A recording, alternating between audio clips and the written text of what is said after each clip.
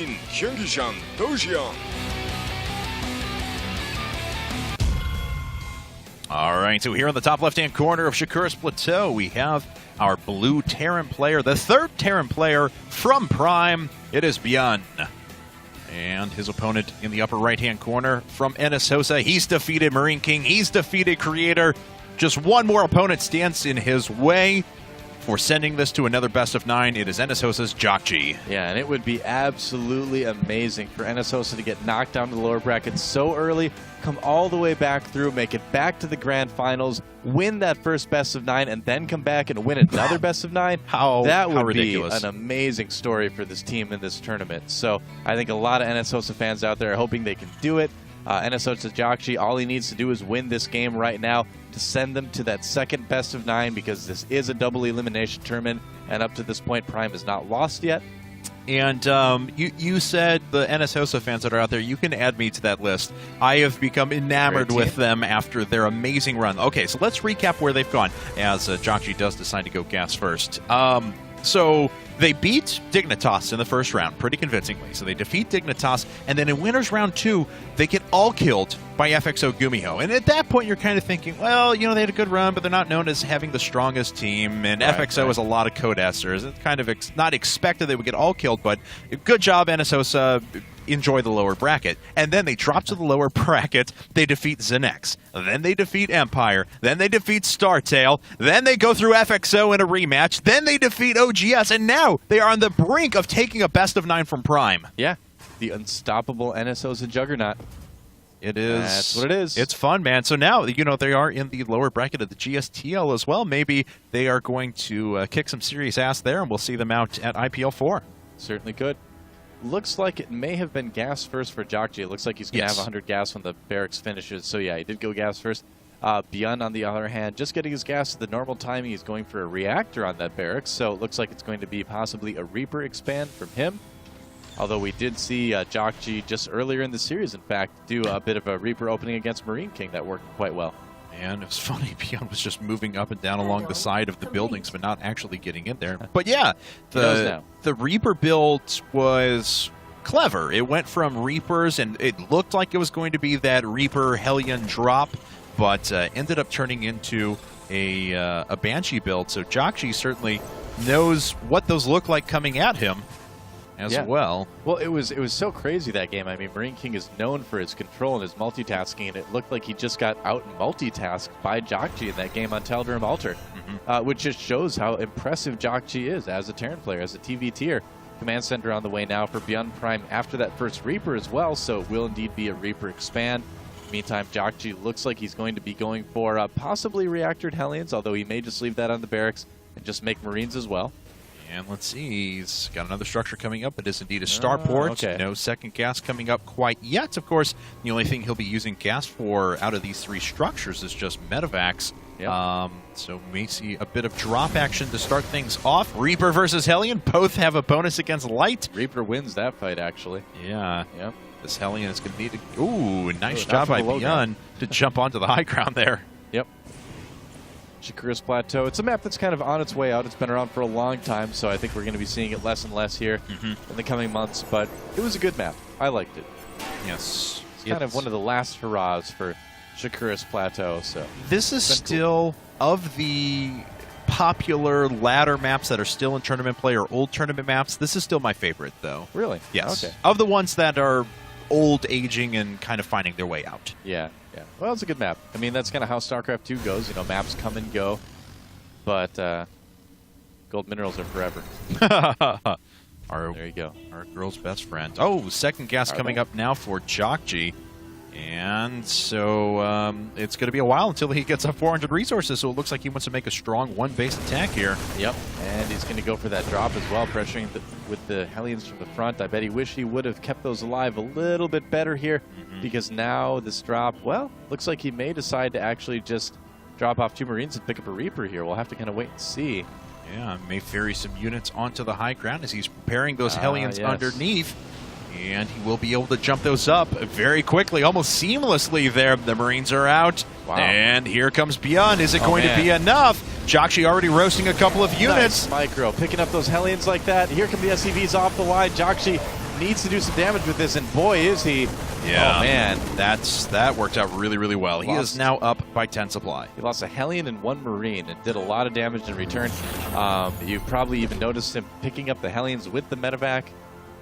Pretty impressive stuff here from Jjakji, as usual. Very much so. Looking very, very clean. And let's not forget, I mean, obviously this guy won GSL Code S Finals, but in the last season, in the extended GSL format, it feels like players like Jjakji or MMA, they've kind of been off the radar for a while. No, they actually made a pretty good run. That wasn't too bad. Jjakji did get out kind of early here. I believe he's going to the up and down matches this season, but wouldn't be surprised at all to see him back in Code S again. No, and dominating apparently from the way he's been playing these Team League matches. Yeah, now Byun here on the other side, Ghost King as he's sometimes known, Byun.Prime, is kind of going to have to try to get back into Code A the hard way again now this next season. We'll have to see if he can make it through the qualifiers. Obviously, he hates the forest. Forest fires are no fun. It's one of the few remaining trees on Shakuras. And I know. Not anymore. Well, actually, as we look around the map, there's actually quite a few trees. There's a couple. This part. Not as many as on, like, Teldrum Ultra or something like that, or Belshire Beach. But yes. We do have our Lorax trees up here at the top as we discovered, Dr. Seuss trees. Yep. All right, here comes a Banshee. Is there a scan saved up? Yes, there is. And we'll see if there's one down here at the other one. He needs to land it. No, okay. So just one scan for now, but this Banshee is still going to get some pretty good kills.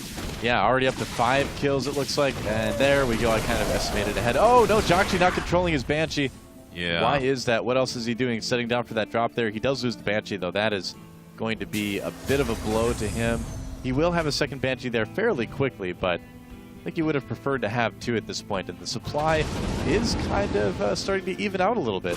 Jjakji has been macroing so well, though, because... oh, man. Banshee gets away. If he takes another loss one, that'd be very bad for him, but he's still at 75 supply, despite investing in one-base play for so long and such heavy tech. It's impressive. Now, if he had been able to scan there, he would have actually killed that Banshee. Drop from Jjakji here to try to deny this a little bit.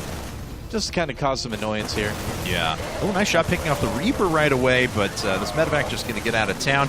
Spot healing one of the Marines for a little while, but that's all. And it looks like, let's see, the Banshee over to the left? Yes. Just waiting to do some more damage. That's right. So another decent supply lead after that little engagement for Jjakji. He does have his second base up and running. It's been running a little bit more smoothly as well than Byun's has. So Byun's going to need to pull out something pretty spectacular here to come back, I think. And nice job. All these Marines are weakened now, so he's picking off SCVs. He's picking off some more Marines. He gets it. Nice job by Byun. Well, he really needed to do that. I mean, if he hadn't killed that Banshee, I know he's going to have pressure from this one too, but if he hadn't killed that one, it would have been, I think, very, very difficult for him to get any sort of economy that would have rivaled Jjakji's in a later game situation.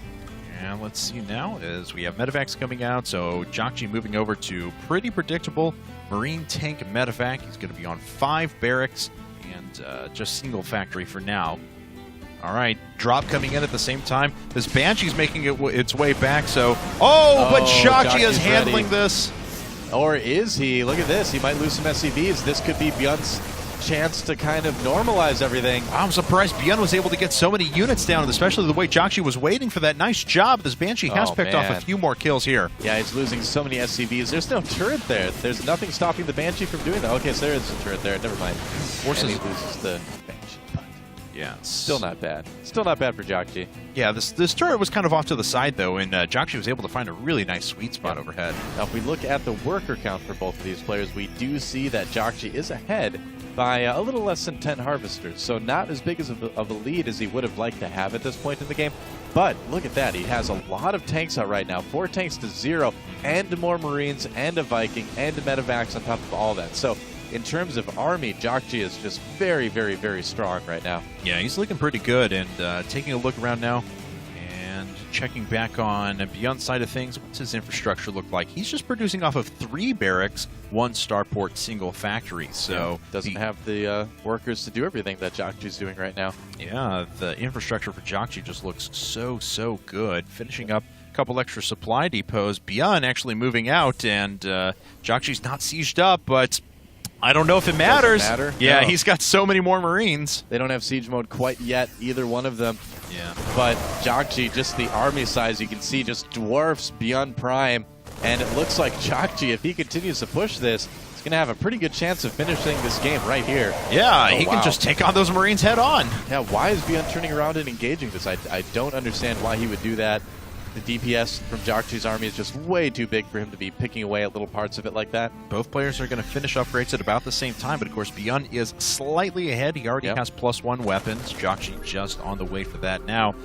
So he will maintain a 1 upgrade advantage throughout this process. Uh-oh, but we're going to have a big drop. Wow. He's going to start ferrying himself onto the high ground here. Byun already getting a couple units of his own. Whoops. Jjakji, he's taking some splash damage on his tanks. 2 tanks have already fallen. He's got a lot of Marines, but Byun, he's able to clean up a little bit, but he still just doesn't have the sheer quantity of units required. Oh, but taking another tank is a good win for him. That engagement went terribly for Jjakji. Yeah, all those tanks that he tried to drop on the high ground were not dropped on the high ground, which actually ended up benefiting him because of the units in position already for Byun.